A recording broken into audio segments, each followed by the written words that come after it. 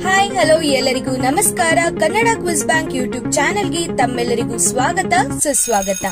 ನೀವೇನಾದರೂ ನಮ್ಮ Kannada quiz bank YouTube ಚಾನೆಲ್ಗೆ ಹೊಸಬರಾಗಿದ್ದರೆ ಈ ಕೂಡಲೇ ಸಬ್ಸ್ಕ್ರೈಬ್ ಆಗಿ ಹಾಗೂ ಪಕ್ಕದಲ್ಲಿರೋ ಆಲ್ ಬಟನ್ ಅನ್ನು ಕ್ಲಿಕ್ ಮಾಡಿ.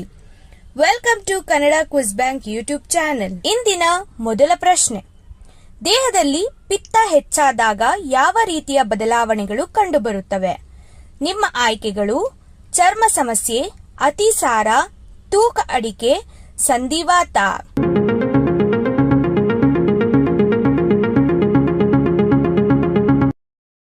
ಸರಿಯಾದ ಉತ್ತರ ಆಪ್ಷನ್ ಎ, ಚರ್ಮ ಸಮಸ್ಯೆ.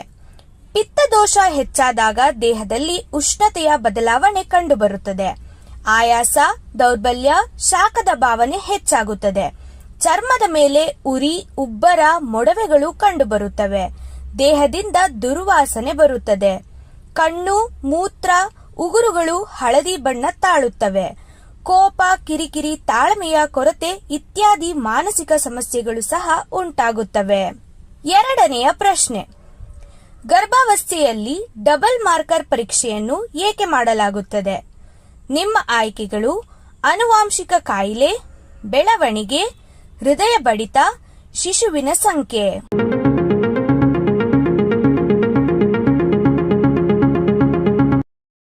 ಸರಿಯಾದ ಉತ್ತರ ಆಪ್ಷನ್ ಎ, ಆನುವಂಶಿಕ ಕಾಯಿಲೆ. ಡಬಲ್ ಮಾರ್ಕರ್ ಪರೀಕ್ಷೆ ಪ್ರಸವ ಪೂರ್ವ ತಪಾಸಣೆಯಾಗಿದೆ. ಗರ್ಭಧಾರಣೆಯ ಮೊದಲು ತ್ರೈಮಾಸಿಕದಲ್ಲಿ ಮಾಡಲಾಗುತ್ತದೆ. Down syndrome, Edward syndrome, Patau syndrome ತಪಾಸಣೆಗೆ ನೆರವಾಗುತ್ತದೆ.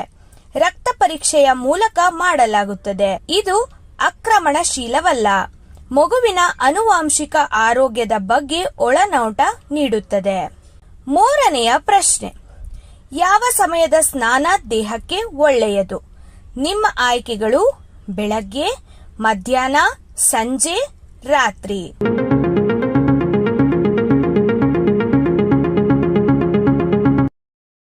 ಸರಿಯಾದ ಉತ್ತರ ಆಪ್ಷನ್ ಎ, ಬೆಳಗ್ಗೆ ಮತ್ತು ಆಪ್ಷನ್ ಡಿ, ರಾತ್ರಿ. ಬೆಳಗ್ಗೆ ಸ್ನಾನದಿಂದ ಚೈತನ್ಯ ಮತ್ತು ಶುದ್ಧತೆ ಲಭಿಸುತ್ತದೆ. ರಾತ್ರಿ ಸ್ನಾನವು ವಿಷನಾಶನೆಗೆ ಸಹಾಯಕ. ನಿದ್ದೆ ಚೆನ್ನಾಗಿರುತ್ತದೆ.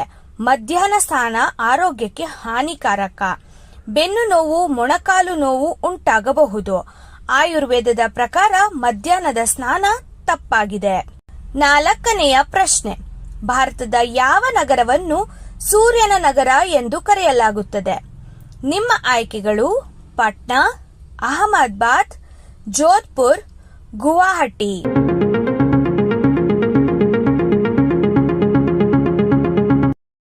ಸರಿಯಾದ ಉತ್ತರ ಆಪ್ಷನ್ ಸಿ, ಜೋಧ್ಪುರ್. ಜೋಧ್ಪುರ್ ರಾಜಸ್ಥಾನದ ಎರಡನೇ ದೊಡ್ಡ ನಗರ. ಈ ನಗರವನ್ನು ಸೂರ್ಯನ ನಗರ ಎನ್ನುತ್ತಾರೆ. ನೀಲಿ ನಗರ ಎಂಬ ಹೆಸರಿಗೂ ಪ್ರಸಿದ್ಧವಾಗಿದೆ. ಮನೆಗಳು, ಬೀದಿಗಳು ನೀಲಿ ಬಣ್ಣದಲ್ಲಿ ಇರುತ್ತವೆ. ಮೊದಲು ಬ್ರಾಹ್ಮಣರ ಮನೆಗಳು ಆಗಿದ್ದವು. ಈಗ ಇಡೀ ನಗರಕ್ಕೂ ವ್ಯಾಪಿಸಿದೆ.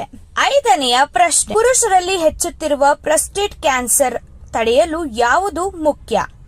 ನಿಮ್ಮ ಆಯ್ಕೆಗಳು: ವ್ಯಾಯಾಮ, ಜೀವನ ಶೈಲಿ, ಆಹಾರ ಪದ್ಧತಿ, ಆಲ್ಕೋಹಾಲ್ ನಿಷೇಧ.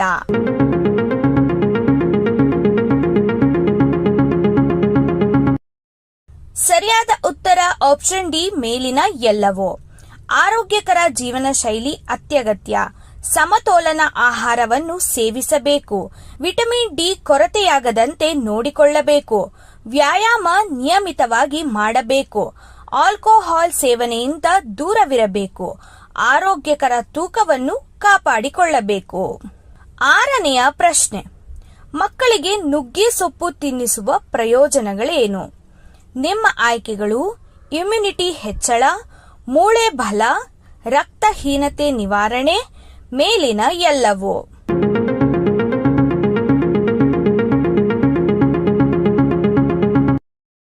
ಸರಿಯಾದ ಉತ್ತರ ಆಪ್ಷನ್ ಡಿ, ಮೇಲಿನ ಎಲ್ಲವೂ. ನುಗ್ಗೆಕಾಯಿಯಲ್ಲಿ ವಿಟಮಿನ್ ಎ, ಸಿ ಹೆಚ್ಚು ಇದೆ. ರೋಗ ನಿರೋಧಕ ಶಕ್ತಿಗೆ ಇದು ಸಹಾಯ ಮಾಡುತ್ತದೆ. ಶೀತ, ಜ್ವರ, ಕೆಮ್ಮುವನ್ನು ತಡೆಯುತ್ತದೆ.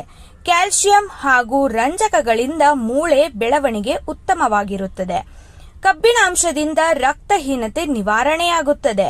ಹಿಮೋಗ್ಲೋಬಿನ್ ಮಟ್ಟವೂ ಸಹ ಸುಧಾರಣೆಯಾಗುತ್ತದೆ.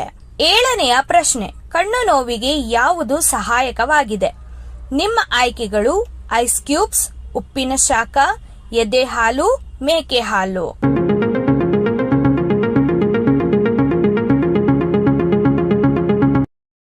ಸರಿಯಾದ ಉತ್ತರ ಆಪ್ಷನ್ ಸಿ, ಎದೆ ಹಾಲು. ಎದೆ ಹಾಲು ನೈಸರ್ಗಿಕ ಔಷಧಿಯ ಗುಣ ಹೊಂದಿದೆ. ಕಣ್ಣು ಊತ, ಉರಿ ನಿವಾರಣೆಗೆ ಸಹಾಯಕವಾಗಿದೆ. ಬಾಣಂತಿಯರ ಹಾಲು ಕುರು ನಿವಾರಣೆಗೆ ಉಪಯುಕ್ತವಾಗಿದೆ. ಮರದ ಸೋನೆ ಬಿದ್ದಾಗಲೂ ಪರಿಹಾರವಾಗಿದೆ. ಕಣ್ಣಿಗೆ 5 ರಿಂದ 6 ಹನಿ ಹಾಕಬೇಕು ಮತ್ತು ಅದನ್ನು ಮೃದುವಾಗಿ ಉಪಯೋಗಿಸಬೇಕು. 8ನೆಯ ಪ್ರಶ್ನೆ, ಯಾವ ಸಮಸ್ಯೆ ಇರುವವರು ಈರುಳ್ಳಿಯನ್ನು ತಿನ್ನಬಾರದು? ನಿಮ್ಮ ಆಯ್ಕೆಗಳು ಮಧುಮೇಹ, ಗ್ಯಾಸ್ಟ್ರಿಕ್, ಅಲರ್ಜಿ, ಮೇಲಿನ ಎಲ್ಲವೂ.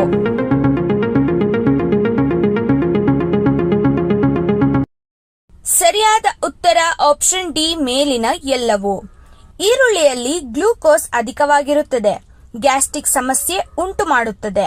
ಮಧುಮೇಹದಲ್ಲಿ ಸಕ್ಕರೆ ಮಟ್ಟದ ಕುಸಿತಕ್ಕೆ ಸಾಧ್ಯತೆ ಇದೆ. ಅಲರ್ಜಿ ಸಮಸ್ಯೆ ಉಂಟಾಗಬಹುದು. ಗರ್ಭಿಣಿಯರಿಗೆ ಅನಾರೋಗ್ಯ ಉಂಟು ಮಾಡಬಹುದು.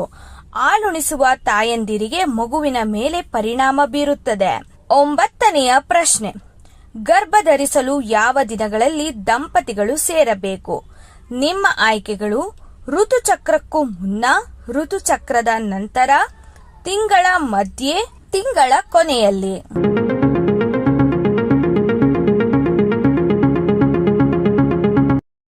ಸರಿಯಾದ ಉತ್ತರ ಆಪ್ಷನ್ ಬಿ, ಋತುಚಕ್ರದ ನಂತರ. ಋತುಚಕ್ರದ 7ನೇ ದಿನದಿಂದ ಮಿಲನ ಪ್ರಾರಂಭ ಮಾಡಬೇಕು. ಪ್ರತಿದಿನ ಅಥವಾ 2 ದಿನಕ್ಕೊಮ್ಮೆ ಸೇರಬೇಕು. ಫಲವತ್ತತೆ ದಿನಗಳಲ್ಲಿ ಸೇರಬೇಕು. ಮುಂದಿನ ಋತುಚಕ್ರಕ್ಕೂ ಮುನ್ನ 8 ದಿನ ಮಿಲನದಿಂದ ತಪ್ಪಿರಬೇಕು. ತಜ್ಞರ ಸಲಹೆ ಅನ್ವಯ ಕಾಲ ಎಚ್ಚರಿಕೆಯಿಂದ ಆರಿಸಬೇಕು. ಇದರಿಂದ ಗರ್ಭಧಾರಣೆಯ ಸಾಧ್ಯತೆ ಹೆಚ್ಚಾಗುತ್ತದೆ. 10ನೆಯ ಪ್ರಶ್ನೆ, ಭಿನ್ನ ಧಾರ್ಮಿಕ ಆಚರಣೆಗಳಲ್ಲಿ ತುಳಸಿ ಸಸ್ಯದ ಮಹತ್ವವೇನು? ನಿಮ್ಮ ಆಯ್ಕೆಗಳು ಶುದ್ಧ ವಾತಾವರಣ, ದೇವರ ಆರಾಧನೆ, ಔಷಧಿಯ ಗುಣಗಳು, ಮೇಲಿನ ಎಲ್ಲವೂ.